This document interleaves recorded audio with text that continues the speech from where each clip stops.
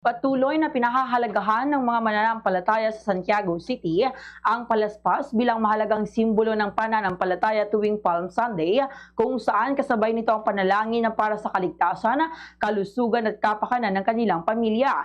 Sa panayam ng Bombo Radio Kawan kay Ginoong Clarabal Jose, 62 years old, isang deboto, sinabi nito na ang palaspas ay sumisimbolo sa pananampalataya at nagsisilbing proteksyon para sa pamilya. Ipinaliwanag niya na karaniwan itong sinasabi sa loob ng bahay bilang paalala ng patuloy na pananalig sa Diyos. Dagdag pa niya na sa tuwing Palm Sunday, isinasabay niya ang panalangin upang mailayo ang sarili at ang kanyang minamahal sa buhay sa anumang sakit at kapahamakan. Gayon din ang paghingi ng mahabang buhay at mabuting kalusugan para sa mga mahal sa buhay.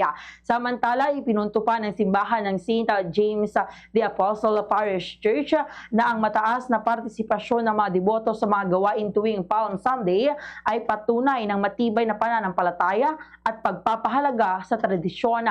Ayon sa mga opisyal, ang palaspas ay nanatiling simbolo ng panalangin, pag-asa at pagkakaisa ng komunidad sa pagsisimula ng Semana Santa. Ganito ang bahagi ng pahayag ni Ginoong Clarabal Jose.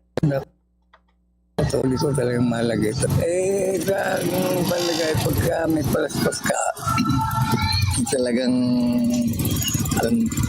malaking pananampalataya mo sa Diyos. Yes, Yun na. At ang taon talagang hindi nakakalimutan ng sambayang Pilipino Katoliko. Sana yung mahaba pa ang buhay ko at malayo sa sakit at malayo sa disgrasya ay mga mag-anak.